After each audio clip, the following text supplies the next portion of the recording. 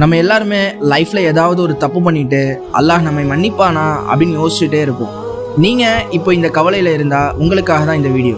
நபி ஸல்லல்லாஹு அலைஹி வஸல்லம் அவங்க சொன்னாங்க, ஒரு அடியான் பாவம் செஞ்சுட்டு, இறைவா நான் பாவம் செஞ்சுட்டேன் என்னை மன்னிச்சிரு என்று கேட்டால் அல்லாஹ் சொல்கிறானா, என் அடியானுக்கு பாவங்களை மன்னிக்க ஒரு இறைவன் இருக்கிறான் என்று அவன் நம்புறனால அதனால் நான் அவனை மன்னித்து விட்டேன் அப்படின்னு அல்லாஹ் சுப்ஹானஹு வ தஆலா அழகாக சொல்கிறான்.